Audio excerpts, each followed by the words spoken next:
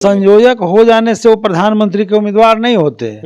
अगर विजय खड़गे का नाम अगर आया है, मल्लिकार्जुन खड़गे का, तो इसका मतलब ये नहीं है कि वो प्रधानमंत्री के उम्मीदवार घोषित कर दिए गए हैं। ऐसी कोई बात नहीं है। और कौन होंगे वो पूरा जीत के बाद तय किया जाएगा। इंडिया गठबंधन की चौथी बैठक समाप्त हुई। ऐसे में सियासत गर्म हो गई है। ठंड का मौसम है लेकिन सियासत का पारा चढ़ा हुआ है। जिस तरह से बैठक हुई, सीएम नीतीश कुमार, लालू प्रसाद यादव, बिहार के उप मुख्यमंत्री तेजस्वी यादव नाराज होकर के बाहर निकल गए हैं। अब उसको लेकर के बीजेपी हमलावर है और कह रही है इंडिया गठबंधन में कुतमार वाली स्थिति होगी। यानी जिस तरह से इंडिया गठबंधन एकजुट है अभी, और आने वाले दिनों में ये लोग आपस में ही लड़ेंगे, उसके बाद जो है 24 से पहले ही बिखर जाएंगे। इस पे बात करने के लिए हमारे साथ माले विधायक हैं अमरजीत कुशवाहा। कैसे देख रहे हैं, कुतमार वाली स्थिति होगी क्या? नहीं, ऐसा कोई बात नहीं है। भारतीय जनता पार्टी को लग सकता है क्योंकि पूरे देश में उनका साख जो गिर गया है और आने वाले 24 के चुनाव में भाजपा की विदाई होने जा रही है, इसकी बेचैनी है। और इस बेचैनी में वो लोग सारी बात बोल रहे हैं। बैठक पूरी तौर पे अच्छी हुई है। अब पूरी बात हमको जानकारी नहीं हो पाई है, लेकिन हम लोग नेता लोग आ रहे हैं लौट करके, तो बताएंगे, उसके अनुसार हम लोग ही करेंगे।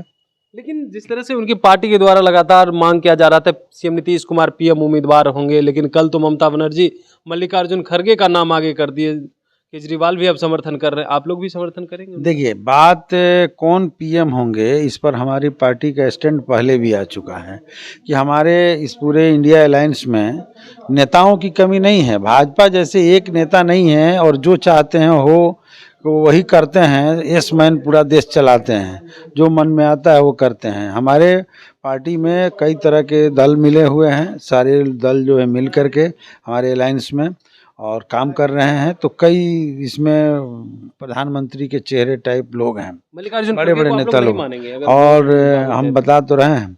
और उसमें से पूरे इंडिया अलायंस बैठ करके जिनका चुनाव के बाद तय करेगी, उनको वो प्रधानमंत्री होंगे।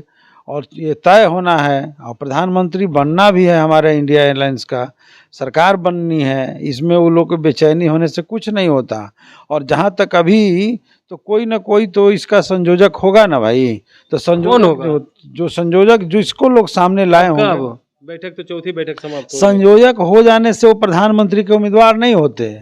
अगर विजय खड़गे का नाम अगर आया है, मल्लिकार्जुन खड़गे का, तो इसका मतलब ये नहीं है कि वो प्रधानमंत्री के उम्मीदवार घोषित कर दिए गए हैं।